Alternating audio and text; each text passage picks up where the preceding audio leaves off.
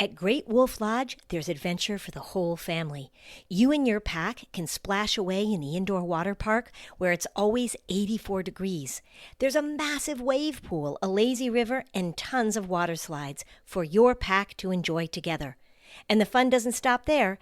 Get ready to explore and play at adventure-packed attractions, from Magi Quest, a live action game that takes place throughout the lodge, to the Northern Lights Arcade. There's also a bunch of great dining options and complimentary daily events like nightly dance parties, all under one roof. And the best part, with 23 lodges across the country, you're always only a short drive away from the adventure. I was just looking at pictures with Robin about when she took her family when her kids were little. The pictures, boy, they look like they were having the best time. I mean, just looking at these pictures, it makes you want to go and have a great time. So bring your pack together at a lodge near you.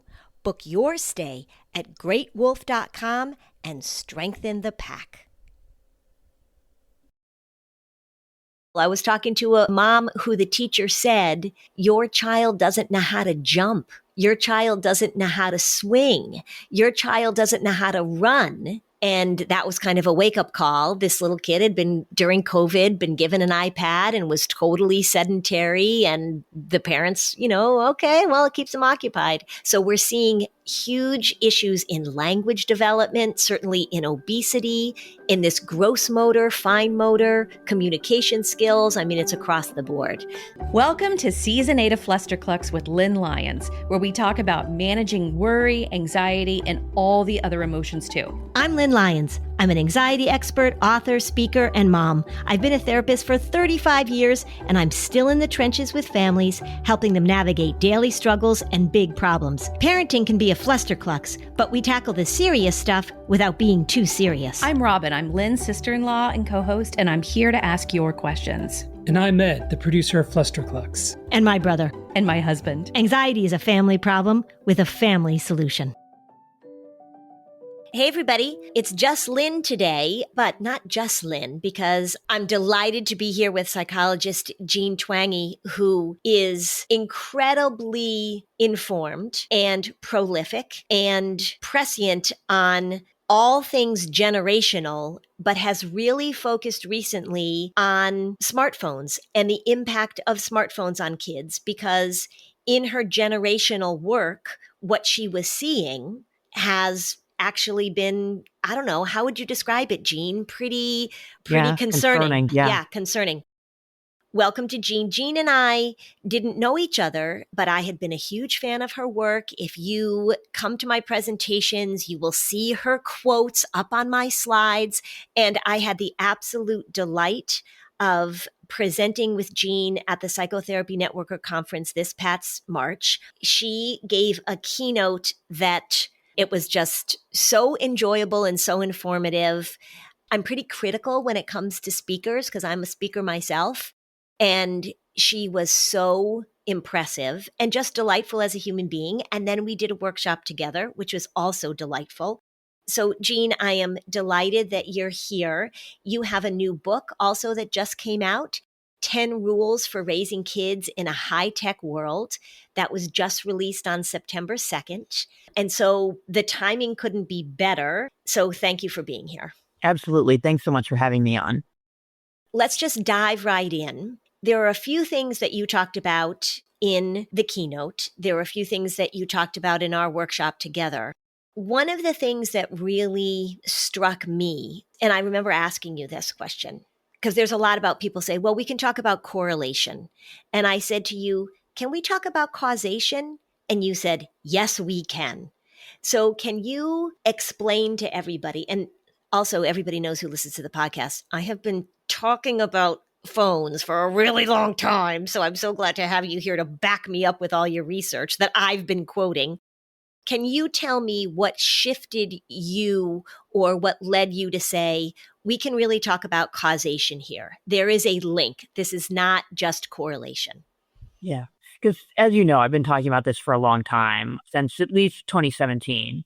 And back then we had a few experimental studies, but, I was starting to get confident there was causation, partially because, as you said, the way I came to this was through the generational trend. with the huge rise in teen depression and self-harm and anxiety that happened after 2012, and it kept going.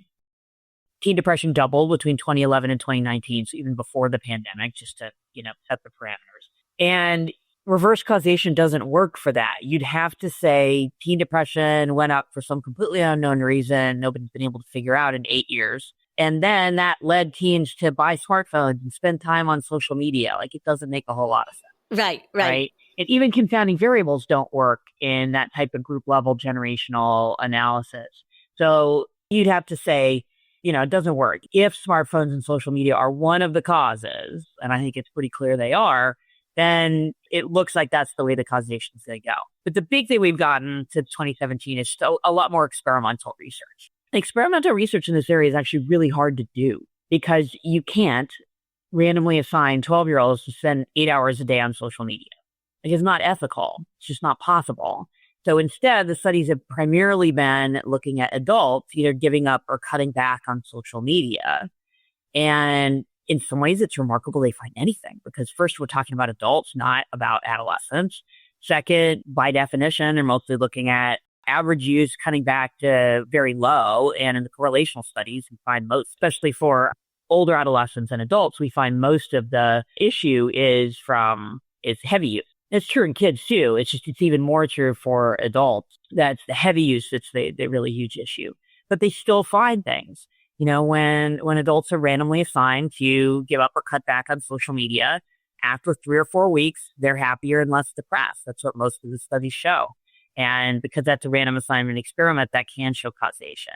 It's also just that all of the evidence, you put it together. So I was recently introduced to something called a Bradford Hill analysis that was developed because of cigarette smoking and lung cancer, which again, you can't randomly assign people to smoke 6 packs a day. And so this guy, Bradford Hill, a British dude in the 60s, said, hey, let's have some criteria because you can't always do random assignment experiments. And you go through those criteria, and it turns out that those criteria fit pretty well for, say, social media use and mental health in terms of the results being consistent and them having biological plausibility. And there's a whole list of criteria, but they fit pretty well. Yeah. As people are listening to you, they're like, okay, so this person is a researcher. You are in the weeds with all of this stuff. You are not just sitting back and saying like, hey, here's what I noticed, which is really kind of what I'm doing because I'm working clinically. So I'm talking to families all the time. I'm hearing over and over and over and over again. But so you're backing up my clinical experience with all of this really deep and specific research. If there was something that in your research and looking at this, because you said this is concerning, this is alarming, what really jumped out at you that you said, okay, we need to pay attention to this? Do you remember, was there a moment when you were like, holy shit? Oh yeah, for sure. And it came pretty early on. The first indication was this big data set called Monitoring the Future that looks at U.S. teens. They work with schools, so they get a really nice big sample every single year. And there's these items that measure depression. And they all of a sudden started to spike. And the first year I was like, okay, sometimes there's weird stuff. Maybe it's just a blip. And then it kept going. And after 2 years of that, that was my moment of, whoa, what the heck is happening here? We got to figure out, first, does this replicate in other measures? And it became evident pretty quickly that it did. And then why? What could possibly be causing this? Because at first I had no idea. I didn't go into this, oh, smartphones are evil. I hate social media. It was, hey, there's this huge increase in teen depression. What could be explaining it? And right from the jump, I should also say that because I give a lot of talks to parents, even though I'm not a clinician like we come to it from different angles. It's totally true. But I give a lot of talks to parents, so I've heard kind of on the ground how these issues are playing out in families. And I also happen to have 3 teenage kids myself. Yes. So I have seen this in my own house. I have dealt with this in my own house. And that's the new book is the collision really between my life as a researcher and my life as a mom. Yeah. And that's what we hear over and over and over again. And you're hearing it when you're giving your parent talks. I'm seeing it in my practice when I'm on the road teaching, is that parents are saying, this is what we're fighting about all the time. We don't feel like we know what to do about this. This is what we're concerned about. We know it's not healthy, but we don't know what to do about it. And I think that's where your book is so concrete of saying, these are the things that we can do. And I know you and I probably agree on every single one of them. I have been saying for years, and I hear Lisa D'Amour talking about this. I hear you talking about this. Get the phones out of the bedrooms. Get the phones out of the bedrooms. And what's interesting from a clinical perspective is how resistant people are to doing that. Mm. So if we're going to talk about getting the phones out of the bedrooms, give us some of your research, give us some stats about why that's so important. I'm grabbing the book here so I can get my numbers right. Okay. Yes, because rule 2 in the book. So rule 1 is you're in charge, because you got to start there in terms of not being too soft as a parent. Not too hard either, but not too soft. But I tell people all the time that if you're going to follow just one rule around technology for both kids and for adults, it should be this one. Yeah. Yeah. No electronic devices in the bedroom overnight, especially the phone. And it's for a bunch of reasons. I mean, it's just very practical. It's a period of time when it is really difficult to argue that you need your phone. Right. Right? I mean, and I know this from my own kids and talking to lots of other parents. Kids will come up with just huge list of reasons why, but I have to have my phone or my laptop or whatever to do X or Y. Yeah, but you're sleeping. Yeah. And they'll also say, I'm only listening to music. Oh, yes. I'm not. Yeah, right. Really? Come on. Yes, I know. Don't get me started on that. Okay. The stats on this are just crazy. So Common Sense Media, we're a really great organization, and they do a lot of work. They actually had trackers on kids and teens' phones. So 11 to 17-year-olds. Yeah. Six out of 10 use their phones between midnight and 5 a.m. on school night. Yeah. Of course they do. Right? And that really shows you, because every once in a while I get, well, don't we know this? Don't parents already know this? Aren't these rules obvious? Well, apparently not. And I hate to be too blunt, but Yeah. right? Right. So that's crazy. That is It's crazy. just crazy. And the research is so clear on how important sleep is and how disruptive electronic devices are to sleep, even if it's off, even if it's on Do Not Disturb. Just the presence of the phone can disrupt sleep. Yeah. And there's some interesting research on the presence of the phone, as we've been talking so much about schools. And here in New Hampshire, the state law that was passed to have phone-free schools bell to bell. Yay. We're going to talk about that.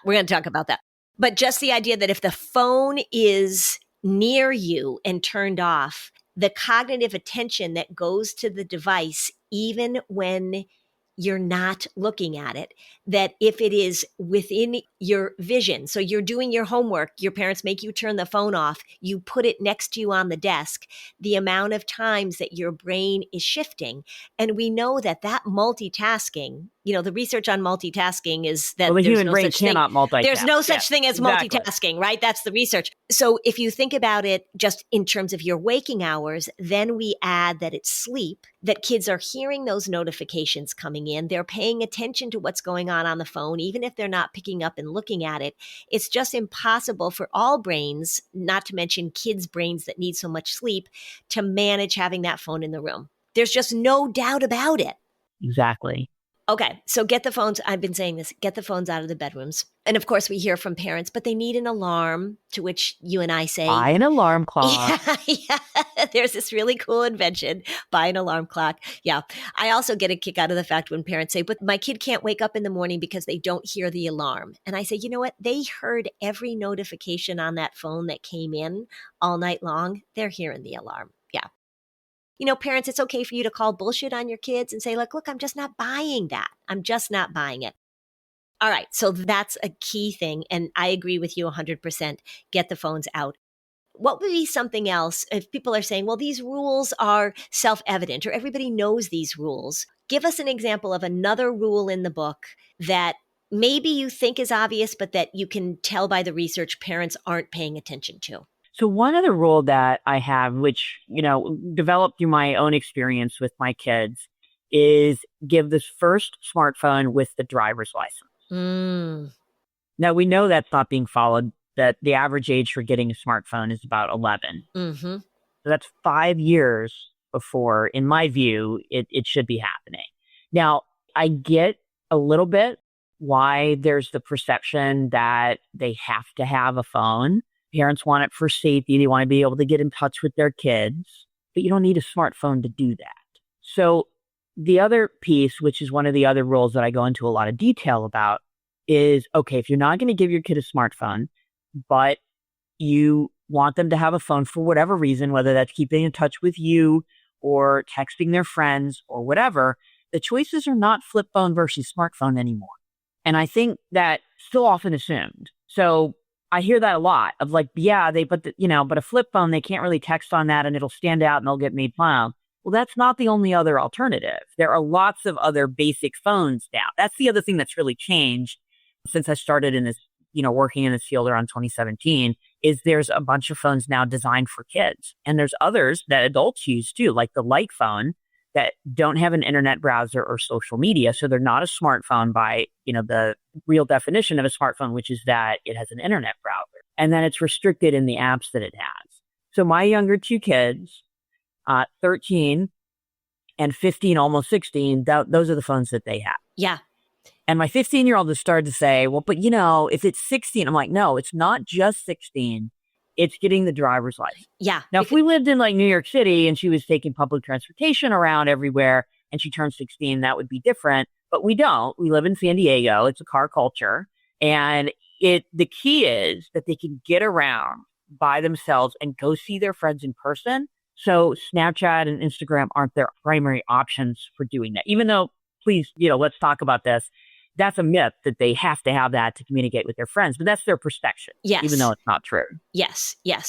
Okay. So no smartphone until 16. And I think you're exactly right, is that people aren't really aware of the technology that's available now. And I'm sure you lay that out in detail so that people can get all of that resources in your book. They can say, what are the kinds of phones that I can give to my kid? It's funny, Jean, I saw this, on Instagram or Facebook or something, who knows, where a school had instituted this no phone policy, and the school had sent out an email to all the parents saying there was a medical emergency in one of our students today. The parents of the students have been contacted. Everything was taken care of. But if your kids are telling you that there were emergency vehicles at the school today, this is why we wanted to let you know, but everything is fine. And this one parent replied and said, that's why my child needs to have a phone. And everybody was like, why? She said, I needed to be able to get in touch with my child. And everybody called the front desk. Yeah. Well, but also it didn't relate to her child. And it said the child who was having difficulty, the parents were contacted. Exactly. You don't need all of this information all the time. Yeah. And I think that's this idea, is that I have to be in contact with my kid all the time in order for them to function and in order for me to function. And what we also know is that level of connection between parent and child is actually inhibiting a lot of the growth that we used to see in kids, a lot of the autonomy. Yeah. All right. So let's take a quick break here. And when we come back, let's talk about schools and let's talk about bell to bell. And I also want to talk to you about something that I saw about your research. Somebody pulled a graphic of yours, probably without your permission, and posted it, but it was a really interesting graphic. So we're going to talk about that. So we'll be right back.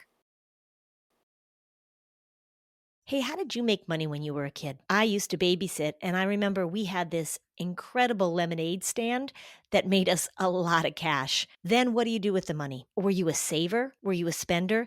Do you have kids that get money that it burns a hole in their pocket and they spend it on things really quickly, but you'd much rather have them learn how to save up or think more thoughtfully about what they're using their money for? If you are interested in giving your kids a head start on their money skills, then you should think about using Acorns Early. Acorns Early is the smart smart debit card and money app that grows kids' money skills as they grow up. Instead of having kids that get money and spend it quickly, it introduces them to the idea of how to set savings goals, start building healthy money habits early. They can spend what they've earned with their very own customizable debit card, giving them that extra sense of independence. And you know how I love giving kids independence. If this product had been around when my kids were younger, I would have absolutely used it. Plus, with spending limits and real-time spend notifications, you're always in the loop too. Ready to teach your kids the smart way to earn, save, and spend? Get your first month on us when you head to acornsearly.com/fluster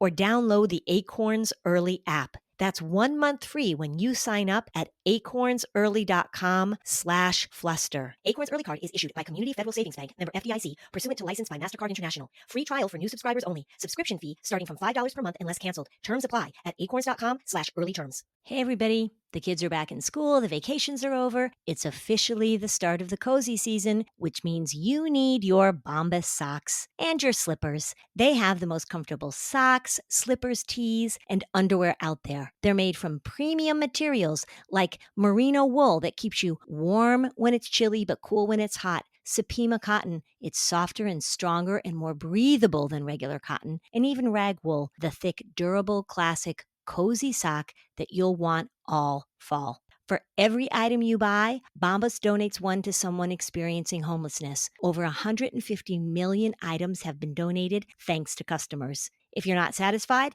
100% guarantee they'll make it right. There's no risk and all reward. I love my Bombas socks. I wear them every time I go to the gym. I love them. I wear them hiking. They last and last and last.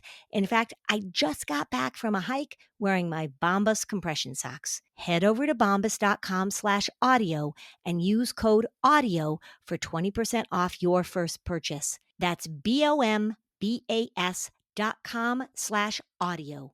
Code AUDIO at checkout. Who doesn't love summer? Something about it just makes you feel your best. You're active, you're healthy, so it's a great time to create healthy meal habits that last right into the fall, right into the winter. Green Chef is the #1 meal kit for clean eating, and I'll tell you why. Green Chef makes it easy to spend less time in the kitchen, more time enjoying summer, and they are perfect meals for supporting your wellness journey. Their recipes feature fresh, organic, seasonal produce, 100% responsibly sourced proteins, clean, real ingredients that are going to help you build lasting healthy habits without the hassle for you and your family. I love the Mediterranean choices. They've also got plant-based. And if you're looking to up your protein, they've got really delicious protein-heavy meals that I have loved. The recipes change every week. And with week-to-week flexibility, you can adjust your plan to match your mood and your schedule. Make this summer your healthiest yet with Green Chef. Head to greenchef.com/50fluster and use code 50fluster to get 50% off your first month, then 20% off for 2 months with free shipping. I love these meals and so will you. So use code 50fluster at greenchef.com/50fluster.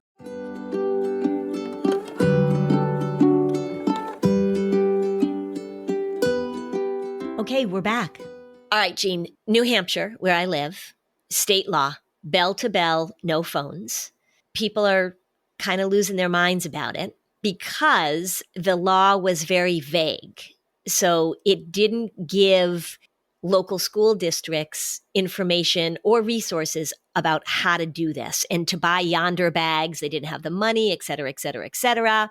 So it was this blanket law that was passed.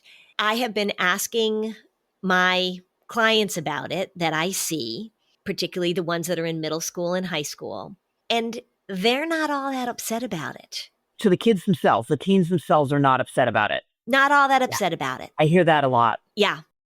Now, here's what I'm also hearing is that for those of us who are saying, get the phone out of the bedroom, or those of us who are saying they shouldn't have phones bell to bell, there are other voices in this conversation that are saying that it needs to be more nuanced, that we are over exaggerating the impact of social media, that it has a lot of positive benefits that are being ignored, that it's a way that kids connect.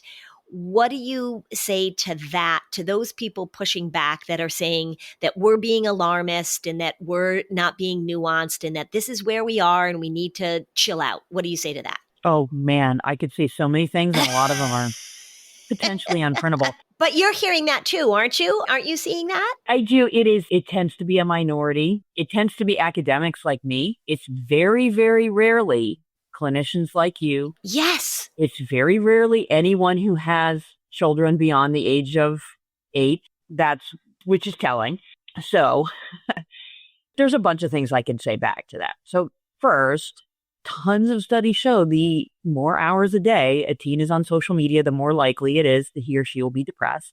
Now, some of these other voices say those effects are small, to which I say, well, if you look at 90% of the studies, it's somewhere between 50% and 200% more likely that they're going to be depressed from non or light use to heavy use. That's not small. That's not small. So I think that argument falls apart very, very quickly. If social media is so beneficial for kids communicating with each other, why did teen depression double over that time period when social media became more popular? Why are the kids who are on social media more depressed than those who aren't or use it lightly? Why do kids improve when they stop using it? Although we don't have experiments on that yet because they haven't been done with kids. They've been done with adults and college students. Okay. But that is a gap in the literature, that it hasn't been done with teens. It might be trying to get that through the IRB hasn't been possible. I don't know.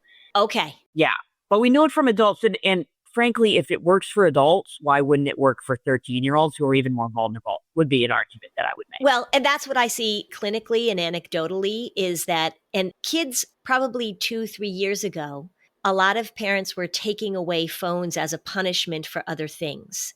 So the child was getting failing grades, or they got caught smoking pot, or maybe it was a phone thing. They sent nudes. And so the parents took away the phones. And what the parents would say to me is, I took away for the phone for 2 weeks and I got my kid back. Wow. Yeah, exactly. Yeah. So we're having conversations at dinner. They're paying attention to me. They're asking me to go outside and shoot hoops. They're not rolling their eyes as much. I think they're getting better sleep. So anecdotally, I see that. So now we just need some research to back it up, I guess, right? Yeah. And we do have the research on adults. On adults, and arguably, college students, you could say that's late adolescence, especially these days. So yeah. Yeah. Okay. Well, tell me what you're hearing or what your response is to the bell to bell. Mm-hmm. Yeah. Are you getting pushback on that? Are schools trying to figure out how to have their phones in AUDIT too? Like, what's going on with that? So, I think that the good news is that idea has really gained traction a lot in the last year or so. I addressed it in the 10 rules book. It's rule 10 is to advocate for that at your school. And it's at the end because, of course, that's something parents don't have as much direct influence on, but they can try to get that instituted at their school. And there is another thing parents can do, which is try really hard not to text or call your kids during the school day. Because when you do, you become part of the problem. And then your kid has a time when they can be independent during the school day, also good. So I think a lot of the responses is similar to what you have heard about happening in New Hampshire, that it's the logistics of how to do it. And especially if school districts are not getting the support that they need, or let's say the funding they need for the yonder pouches, or the funding they need for a place for all the students in the school to put their phones, and just logistically putting this into place. But the good news is the principals who have done this, because I've talked to a lot of them, they say the results are remarkable for academics and paying attention in class, for kids talking to each other at lunch. So important for developing social skills, that in-person social interaction, which they are not getting outside of school half as much as they used to in previous generations. And discipline issues go down is the other thing that they have found. Because, and this is so unfortunate, but it happens. There are kids who will take their phone into the bathroom and film their fellow students under the divider and do all kinds of stuff and then post it. So that's the type of discipline issue that this eliminates.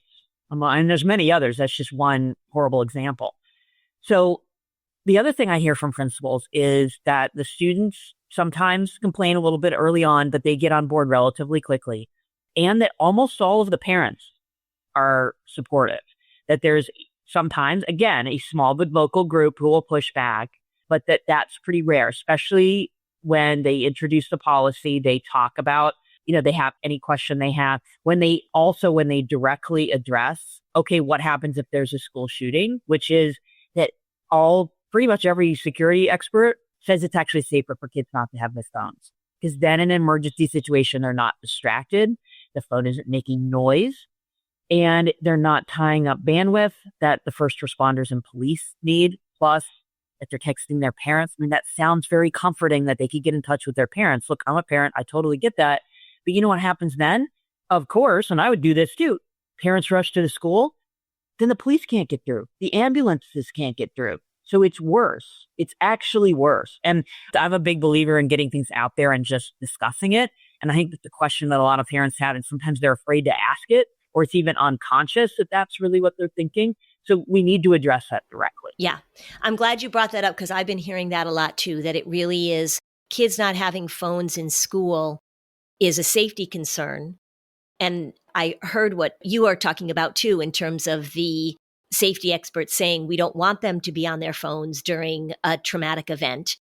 And then the other thing too, from my perspective, is parents saying kids not having their phones at school is a safety concern. If they're anxious, they need to be able to get in touch with me. If they're panicking. Exactly the opposite. Yeah. Right. And this as a clinician, what's the best cure for that? Right. To not be able to get in touch with your parent. And the other thing too that I've been hearing, which you're probably hearing too, is kids being picked up from school and they circumvent the normal system of, I don't feel well, I'm going to go to the school nurse, or the teacher is going to release me, or the administrator will release me. They're doing all of it on their own, which means that in terms of a safety concern, there are lots of times where the school doesn't even know where the kid is because they texted the parent and the parent came and got them. And of course, from my perspective, texting your kid throughout the day, being in contact with them, offering them reassurance, offering them all the information that they need. I've told this story before. I had a client many years ago who was worried about everything, but she was particularly worried about their aging dog. I don't know if I said this in the workshop or not, but worried about her aging dog. She told her mom, I need you to continually during the day send me pictures of the dog so that I know that the dog is still alive, which meant that she couldn't send a picture of the dog sleeping in the dog bed. So the mom was spending her day getting the dog out of the bed, taking a picture, sending it to her daughter at school. That's the kind of stuff that I am working very hard to interrupt.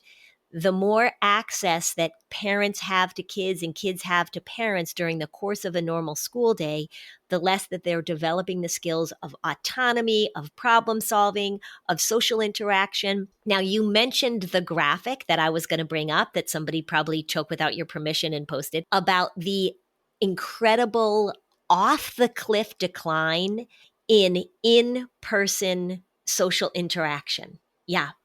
So talk a little bit about that. What does your research show about kids actually interacting with each other outside of school, maybe in school? I'm not sure if you differentiated. Yeah. So the surveys that I work with of teens, they're asking about in-person social interaction outside of school. And they have a bunch of questions on it. It's things like going out in the evening with your friends and without your parents, going out on dates, driving around in a car just for fun, going to the mall. And the most general one, just hanging out with your friends informally. I like that one the best because it's like super neutral. It's not dependent on any one activity. And that's been cut in half. Wow. Among teens. Cut in half. Yeah. From when to when? Like when was it again that 2012 you started to see the decline? So that started to decline a little bit earlier. Uh-huh. So around 2000, kind of as the internet and like AOL Instant Messenger that a lot of millennials remember. But it was a bunny slope decline until about 2012, and then it becomes a black diamond. Wow. I ski once a year. I'm not great at this, but you get it. You got it. You got it. Yeah, it goes down. It's pretty shallow, and then it's just really severe after that. So I was looking at that data around the same time that I started to see that increase in teen depression. And that's one of the things that helped me put it together. What could explain both these things? The teens are suddenly spending a lot less time with each other in person, and that they're suddenly so much more depressed. Yeah. Well, and we know that one of the big risk factors for kids is isolation. The more that a teenager is isolated, the more that they're not having in-person contact. And I think that a lot of, again, back to this argument of sort of, well, kids feel a sense of belonging when they're on social media, and there are groups that really need that connection. There is a difference. There really is a difference between being in person and communicating with somebody through text. We even see that in the development of communication skills. It is a very different skill to be able to have a spontaneous, synchronous conversation with somebody than to formulate your text, read it 10 times, make sure that you're sending it at the exact time that you want the person to receive it. Those are all the skills that we lose when they're not together hanging out, when they're not physically in each other's presence. So, yeah. Or at the very least on FaceTime or on a voice call, where one-on-one and spontaneous. And I will say I 100% agree with you on text. It has become sort of the norm, and it is an alternative to communicating through social media. So for that reason, that alone, it's the lesser of two evils. So I do sometimes talk about it, but I still completely agree. It is better to have that, one-on-one conversation most of the time. I mean, I personally do think texting has its uses for logistical things. Oh, me too. Hey, I didn't get the homework. Can you, send me the link or whatever? Yeah. It's great for that. But it does way too often become a conversation that would be better done in real time. Yeah. And I think that that's one of the things that when we talk about differentiating between, does a phone have its place? I'm against getting rid of them entirely because I have no sense of direction in that. Me too. We have that in common. Yeah. That lady helps me so much. I so appreciate her. I have 2 young adult kids.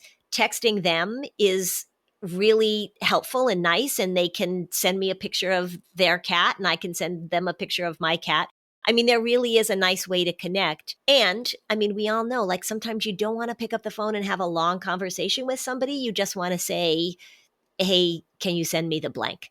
So I am totally with you on that. There is a convenience factor that is undeniable. And being married to somebody who doesn't have a phone, which I think I probably told you, I see the inconvenience of the other person that you need to be in contact with that he doesn't have a phone. So I totally get it. I am not an all or nothing, but I think we just need to pay attention to what are kids not doing when they're spending hours and hours and hours on the phone. Yeah. Exactly. All right. Let's take a quick break. We'll be right back. Fall is in full swing. It's the perfect time to refresh your wardrobe with pieces that feel as good as they look. Luckily, Quince makes it easy to look polished, to stay warm, and to save big without compromising on quality. I'm looking at some cashmere sweaters. They also have great washable silk shirts that travel well for me and work fabulously for work. If you wear t-shirts like I do, they have a cotton modal scoop t-neck 3-pack for $36. 3 high-quality t-shirts. I already have several of their t-shirts. I love them. By partnering directly with ethical top-tier factories, Quince cuts out the middlemen to deliver luxury quality pieces at half the price of similar brands. If you are interested in looking good, in saving money, and in having a great wardrobe that works for you this fall, keep it classic and cozy this fall with long-lasting staples from Quince. Go to quince.com/fluster for free shipping on your order and 365-day returns. That's QUINCE.com/fluster to get free shipping and 365-day returns. Quince.com/fluster. We all want to feel organized and confident with our finances, don't we? Monarch Money is the all-in-one personal finance tool that brings your entire financial life together in one clean interface on your laptop or on your phone. And right now, just for our listeners, Monarch is offering 50% off for your first year. I have two sons that are young adults. They're figuring out how to manage their money, how to pay attention to all the different places that they spend and all the best ways to save. If you are trying to figure out how to maximize your investments, if you're trying to figure out how to save more to get the best from your money, then do what my sons do and pay attention week by week, able to look and see where your money is going and not leaving money on the table. That's the goal. It's easy to get complacent. You don't need to track every dollar, but ignoring your finances entirely can cost you. It's not just another finance app. Monarch is a total real professional tool, and experts love it. Don't let financial opportunities slip through the cracks. Use code FLUSTER at monarchmoney.com in your browser for half off your first year. That's 50% off your first year at monarchmoney.com with code FLUSTER. Taking on a DIY job around the house is the ultimate summer project. But if your DIY home security system is a beware of dog sign, when your real pet is Princess the cat, that's safe-ish. To be actually safe, help protect your home with a DIY system from ADT. It's easy to install and gives you virtual assistance from ADT's technical support team. Best of all, you can tell everyone in the neighborhood you set it up yourself. Don't settle for safe-ish this summer. DIY with ADT instead. Visit ADT.com to learn more.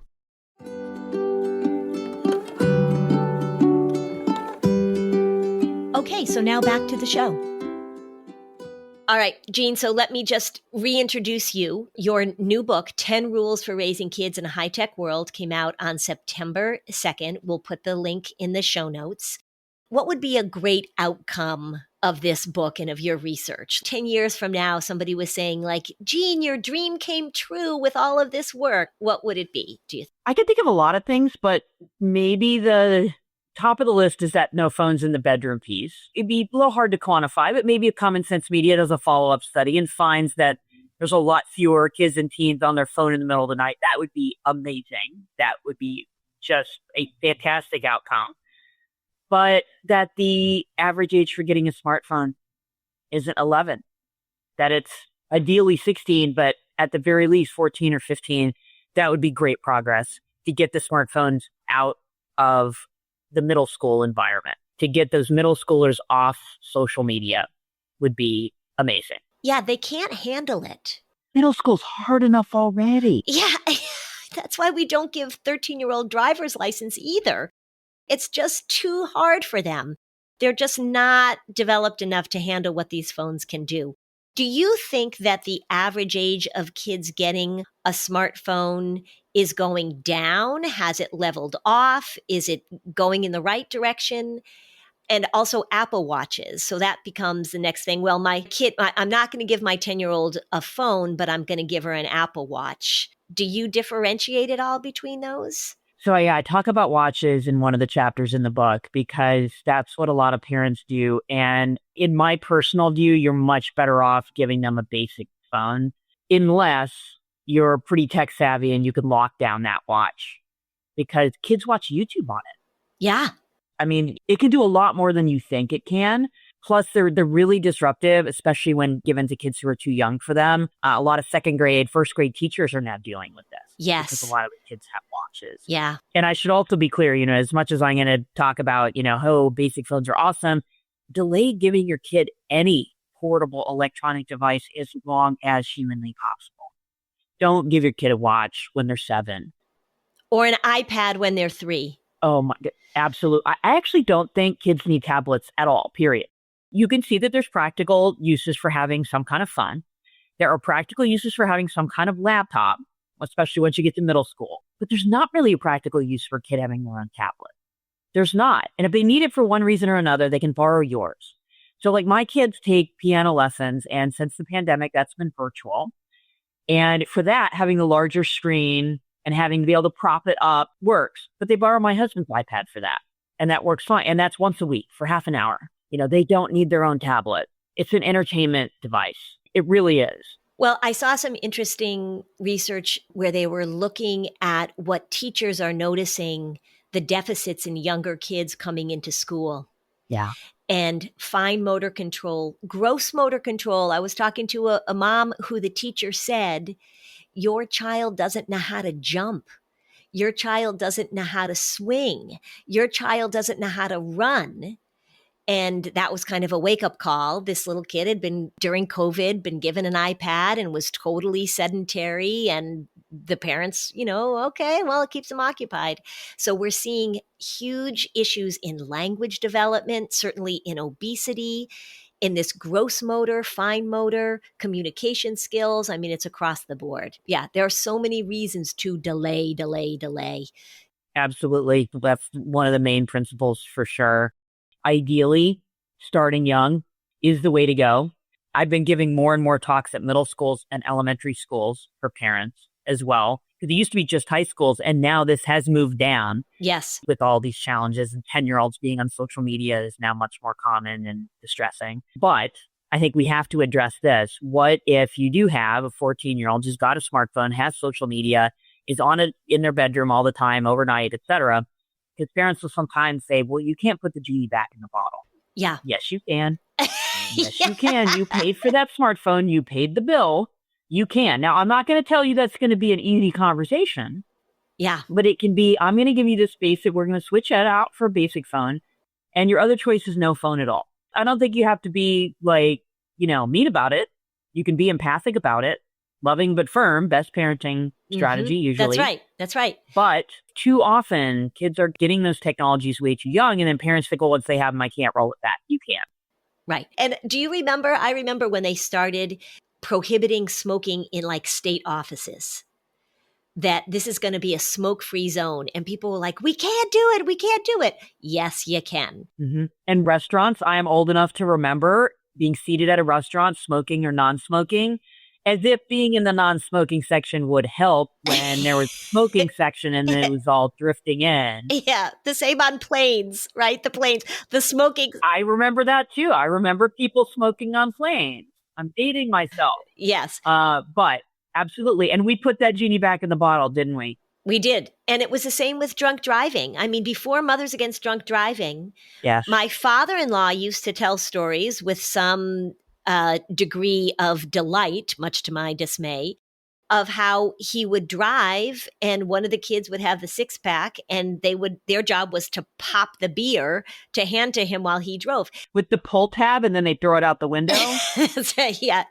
Drunk driving wasn't really even considered an issue in our lifetime, right? It would happen. But so it is possible to put the genie back in the bottle. Parents will say, well, they'll be mad at me.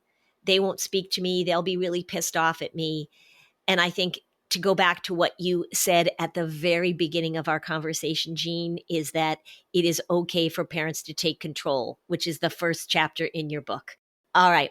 I think we both believe that parents are looking for some permission to put the genie back in the bottle, that they need to hear that that's okay, that it's okay for their kids to get angry with them. I am a firm believer in parents working together to say our group of friends are not going to have phones. Let's support each other in this. But I think they need to hear this message over and over and over again. And I say this all the time. It is really okay if your kids get pissed at you. It really is. This is not their fault.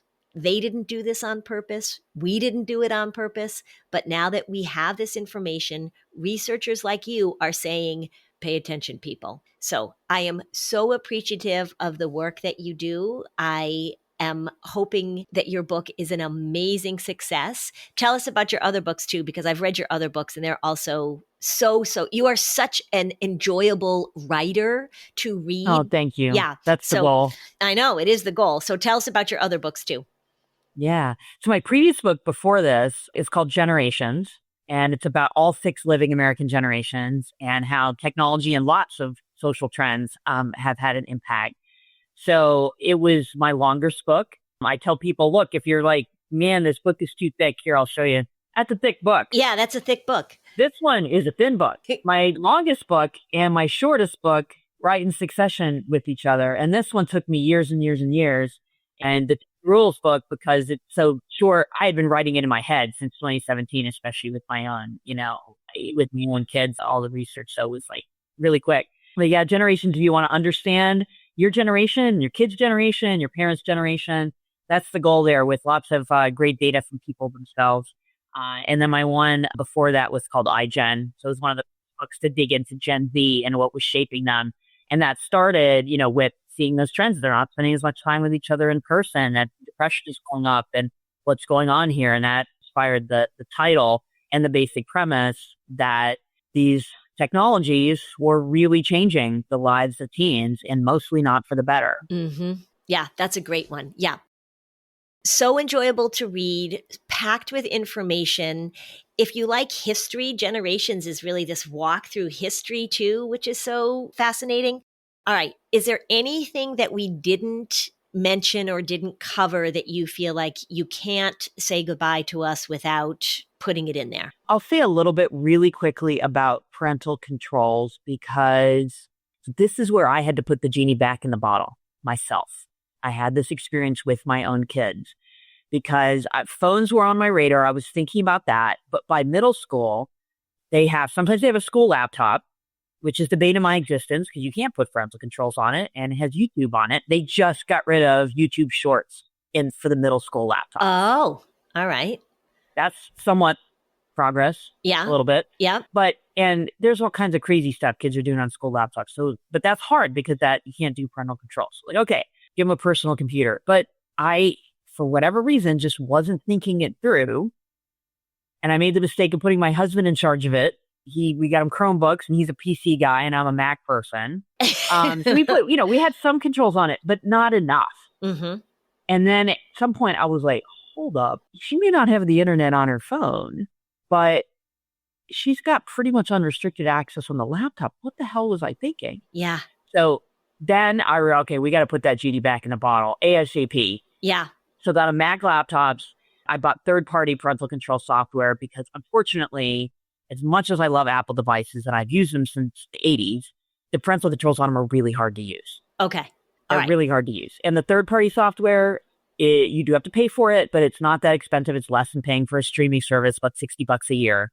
And then much easier to use, and you can put the controls on it. And so I put that genie back in the bottle. I'm very, very glad that I did. Do you have one that you like the most? Do you have one that you recommend for parents? I use Custodio. Okay. And with a Q, it's not perfect. I'm hoping that they'll improve it, but I tried to use a bunch of others, and most of them would not work on my kids' Mac laptops. Okay.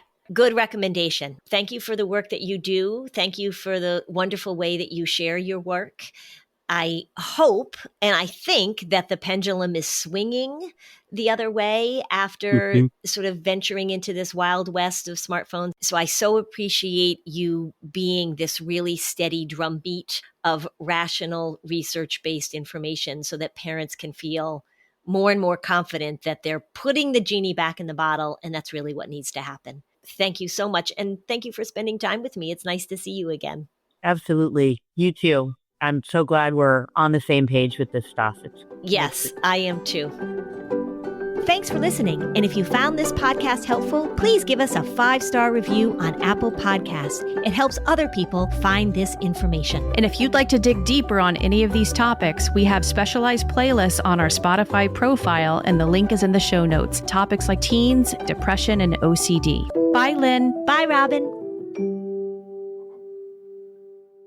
DSW, Designer Shoe Warehouse, is the one-stop shop for all your footwear needs. With sneakers, boots, and everything in between for every style, mood, and occasion, you'll definitely find shoes that get you at prices that get your budget. DSW has what you need, but more importantly, they have what you didn't even know you wanted. You never know what you'll find at DSW. Find the shoes that get you at prices that get your budget at DSW stores or DSW.com.